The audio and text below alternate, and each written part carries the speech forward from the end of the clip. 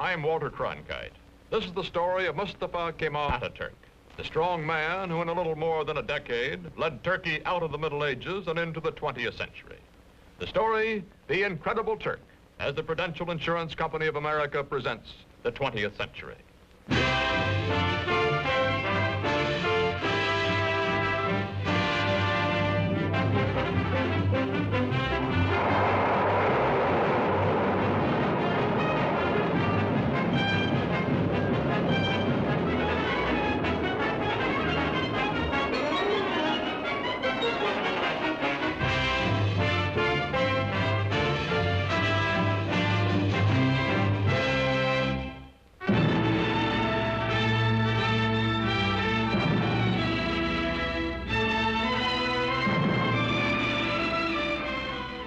In the Middle East today, chaotic, vulnerable to Soviet expansion, Turkey, modern, powerful, and a rarity in this area, pro-Western, is prepared to defend herself against any aggressor.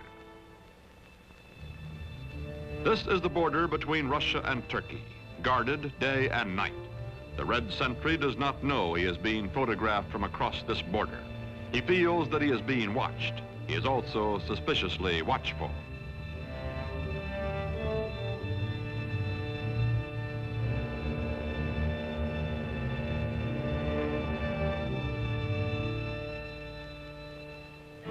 Today, Turkish cavalry defends the broken, desolate terrain at the edge of Asia Minor.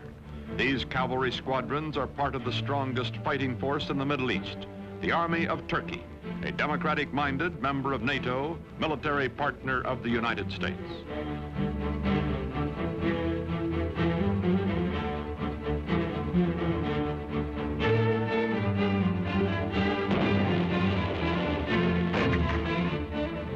Modern Turkey, strong and stable, was created out of a dying Oriental despotism by one man, unique in history, Mustafa Kemal, called Atatürk, father of the Turks.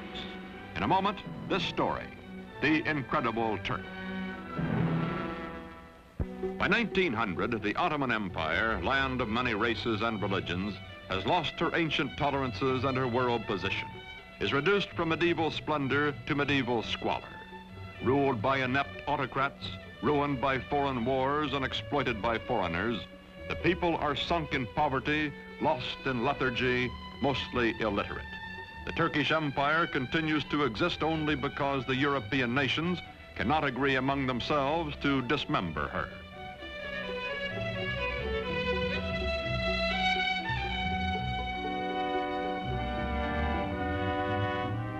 Before World War I, Germany has plans to embrace Turkey as an ally, then to subjugate her as a satellite.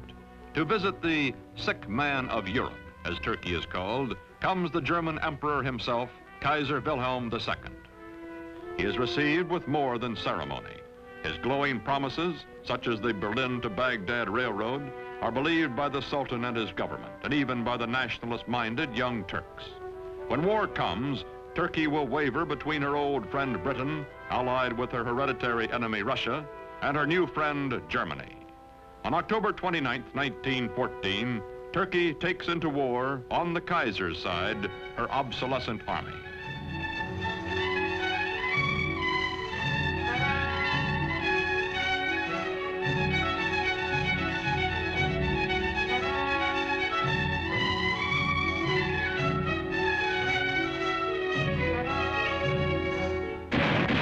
February 1915, the British plan to force the Dardanelles past Gallipoli, take Constantinople, and free Russian shipping in one naval campaign. Mustafa Kemal is an unknown officer commanding a feeble Turkish division at Gallipoli. His brilliant strategy and ferocious personal leadership changed the course of the battle, the campaign, and the war. After 10 months, the British signal defeat and steam away, leaving on the historic shore of the Hellespont a new hero in Turkey. One victory, one great military commander are not enough. The defeat of the Central Powers by the Allies brings the end of the old Ottoman Empire. It is carved away, leaving only Turkey proper, a much smaller and more homogeneous land which, with leadership, may become a nation. November 1918.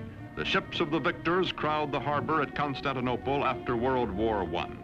From the palace of a weak and corrupt sultan, there comes no opposition. Turks bowing to Mecca accept their fate.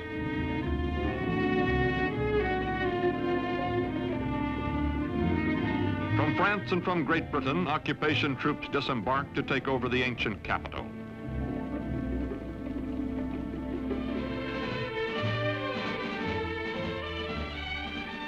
Sure that the Allied armies in Constantinople will do nothing to prevent it, Greece is preparing for an invasion of Turkey. On May 15, 1919, the Greeks land their troops.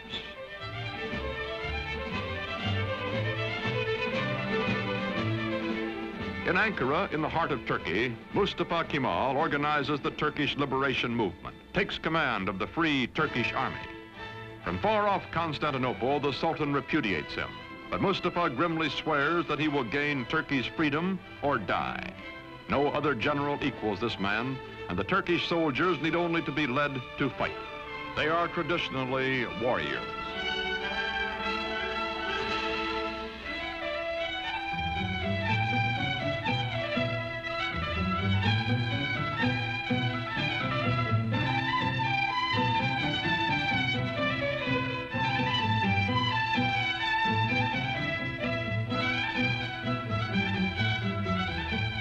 Quickly, Mustafa Kemal gathers the forces of an occupied Turkey under his almost unchallenged domination. His hastily recruited bodyguards stand ready to defend him with their lives. Mustafa Kemal pits his cold, inexhaustible toughness, his unyielding determination, his knowledge that the people are with him, against the continued fanatic opposition of the Sultan's government. Ammunition must be made by hand, by old men and hungry workmen, boys and children. Mustafa Kemal's Turkey is going into battle with the Greeks.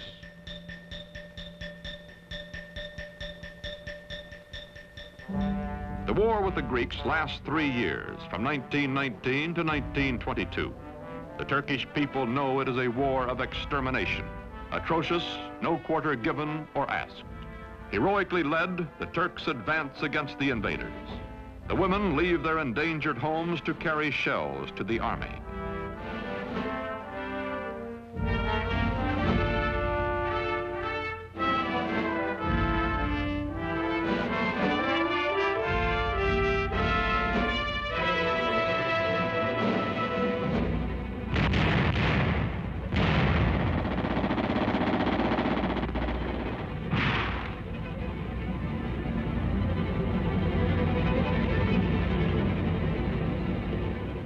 September 1922, the Greeks are driven back to the Aegean Sea. Offshore, Allied rescue ships stand by. Into the seaport of Smyrna, called Izmir by the Turks, pour thousands of Greeks, joined by sympathetic Christian minorities, fleeing before the armies of the man whom the British called the most terrible of all the terrible Turks. From the ships, bread comes to the docks for the desperate refugees. Bread so that they may live another day.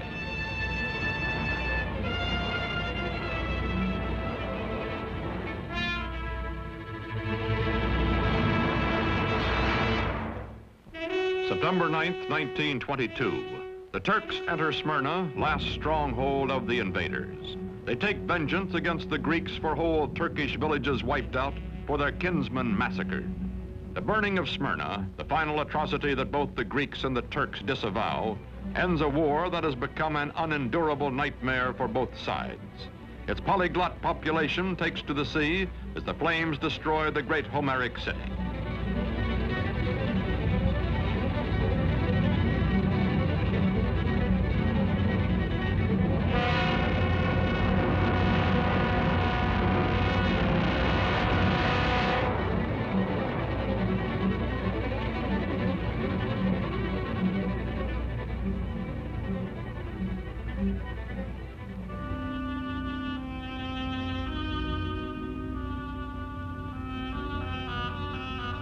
Star and crescent fly over liberated Turkey. Mustafa Kemal Pasha, married to a woman of Smyrna who personifies his ideal of Western freedom for all Turkish women, is chief of state and supreme commander of the army. With the winning of the war, he removes his uniform, never to wear it again. He is now granted dictatorial powers by the elected National Assembly. In Constantinople, to be officially renamed Istanbul, the foreign occupation troops are evacuated. In the fall of 1922, Sultan Mohammed VI, whose family has reigned for 7 centuries, fears for his life and goes into exile as crowds cheer his going. Mustafa Kemal's victorious army enters Istanbul.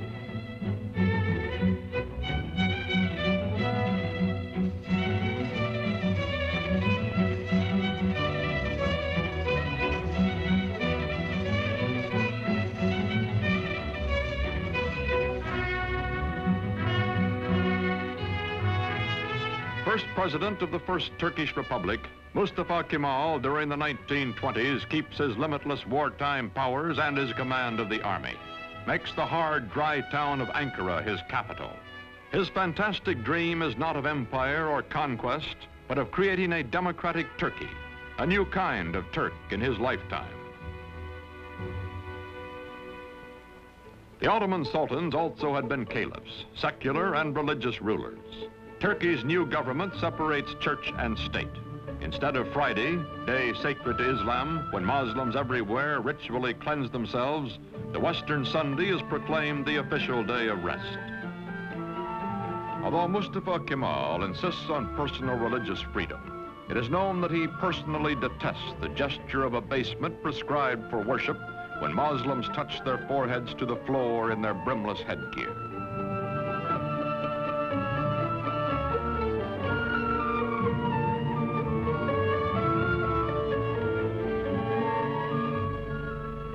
To Kemal, this headgear, the fez, symbolizes Turkey's Oriental fatalism and ignorance. He will abolish it.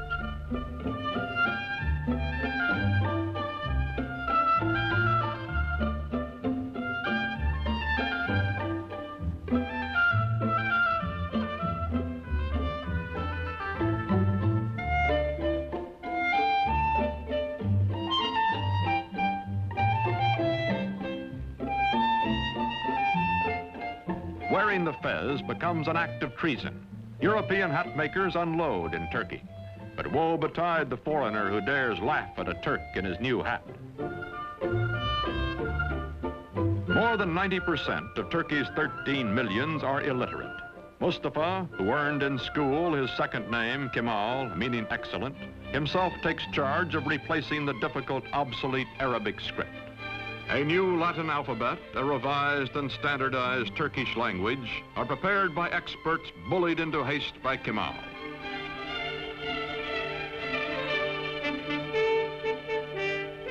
To make a modern nation capable of government by the people, all Turkey must be sent to school.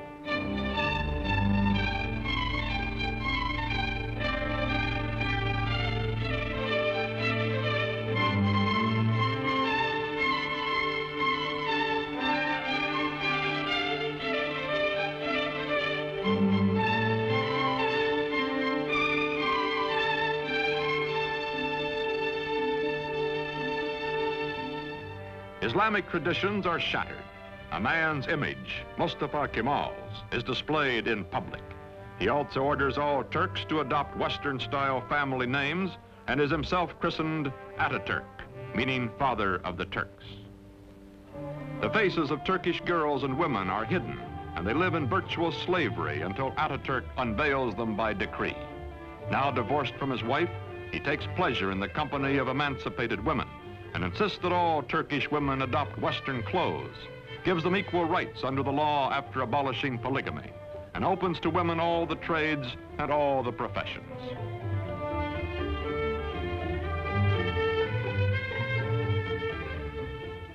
Atatürk, who has eaten the black bread of poverty and lived in the front lines of war, acquires the trappings of power.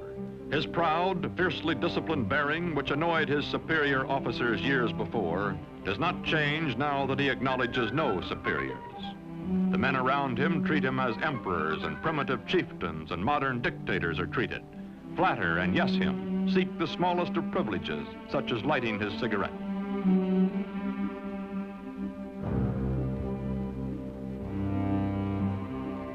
Man in a hurry, he has no time for opposition or for modifying his programs. Is too concentrated to pay the slightest attention to the awkward and harassed civil servant who is about to drip peach juice on his shoulder, or to the waiter who will wipe it off.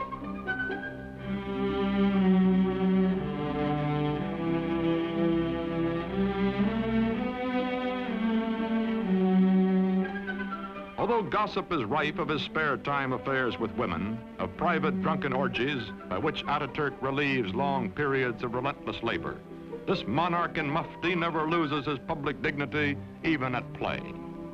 He is adored, also respected, also hated and feared and ruthless in dealing with those who oppose him. Now he goes into the countryside, to remote villages, to archaic farms, to rouse the lethargic and primitive peasants. His credo, Turk, be proud, work, be confident.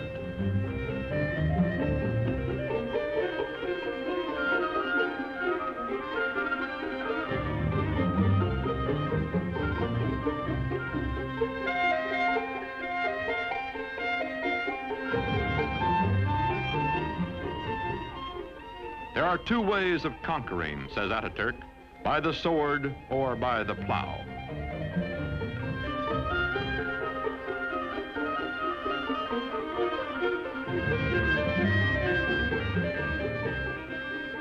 To show his phlegmatic peasants what he wants, he buys land, demonstrates the advantages of tractors. Atatürk, son of a civil servant, military careerist, now all-powerful dictator, becomes a model Sunday farmer.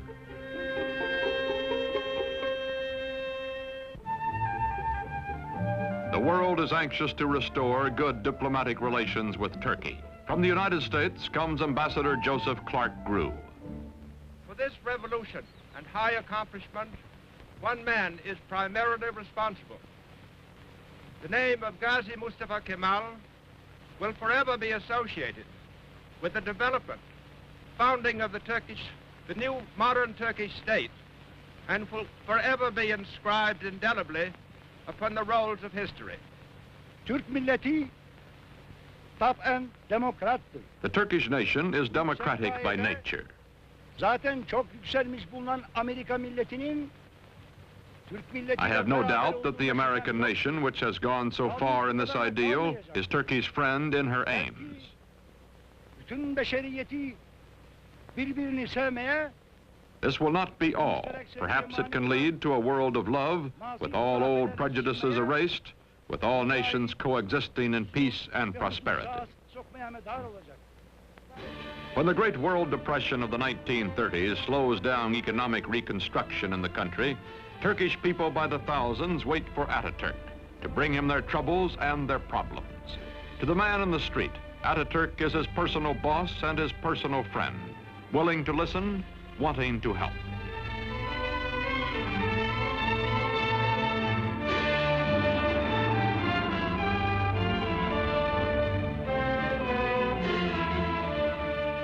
All over the country, Atatürk preaches the ways of the West, scolds and harries workmen to carry out his forcible plan for industrializing the Turkish Republic.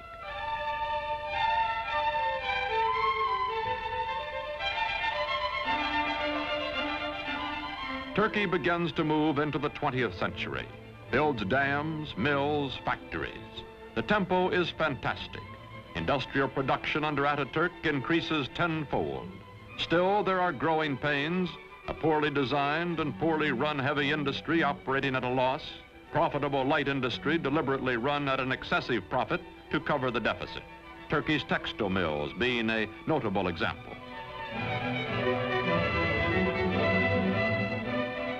The European nations compete briskly for Turkish trade, for her surpluses, her chrome, and her tobacco, in exchange for the manufactured goods, machinery, and arms she imports. Turkey's foreign relations are excellent, but war is in the offing. Atatürk hopes Turkey can remain neutral, as indeed she will do during most of World War II. But meantime, he must mend his defenses and re-equip his neglected army, a bayonet army from an earlier era of belligerence.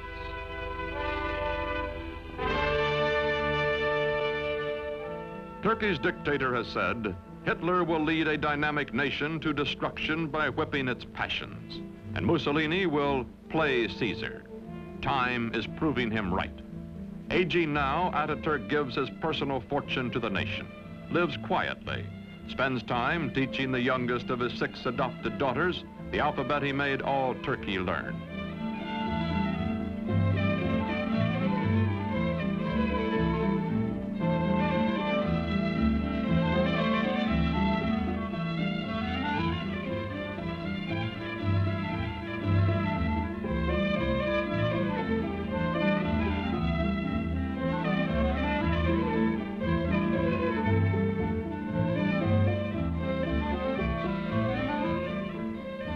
Watching his young nation, Father Atatürk believes in her democratic future and has preserved for her under his autocratic rule the Republican Constitution and the secret ballot which will elect his successors. His severest Western critic grudgingly admits, Atatürk is dictator so that Turkey may never again have a dictator. The Shah of Iran is among the neighboring rulers who come to admire Atatürk's prospering, progressive nation. The Emir of Transjordan comes. The Arab world is impressed by Turkey, but later when nationalism develops throughout Islam, none of its leaders will have Atatürk's genius or his convictions.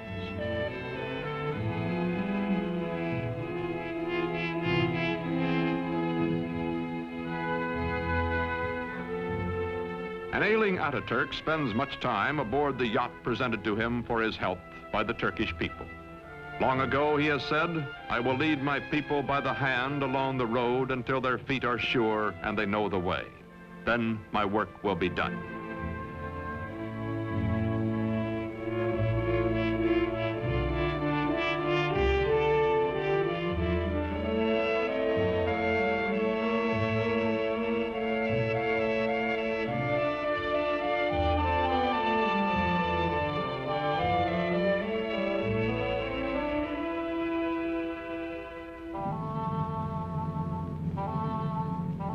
On November 10th, 1938, Atatürk dies at the age of 58. 13 years of his life he spent in active warfare fighting for Turkey. For 15 years, until his death, he was our first president and absolute ruler. His last command is that his successor be one who will follow his course. Ismet İnönü is that man.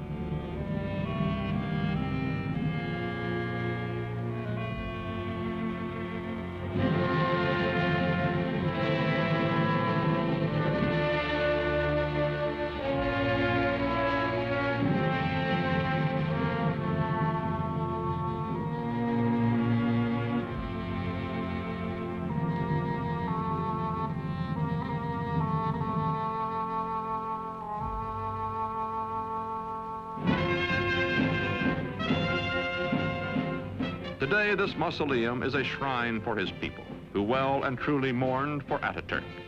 Marching past in fighting trim, the soldiers of Turkey are the sons of the ragged forces who followed him to fight for Turkish independence 40 years ago.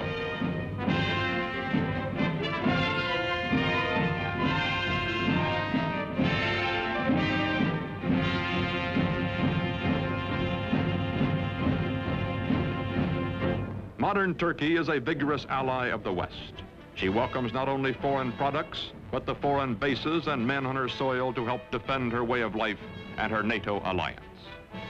Not all of her problems have been solved, however. Her economy is heavily bolstered by, some say virtually dependent on, Western aid. Her democracy is still far from perfect, and historians still argue about Atatürk, the man who in less than 2 decades made Turkey over. His methods, his tyrannies, his personal habits. Yet none denies the staggering achievements of the Incredible Turk.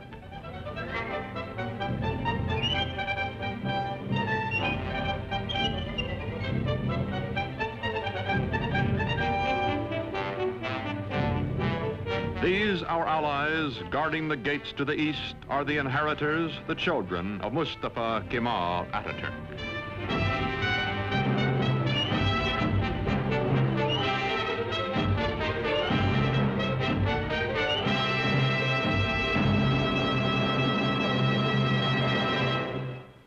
story of next week's episode in a moment. And now a message from your host, the Prudential Insurance Company of America.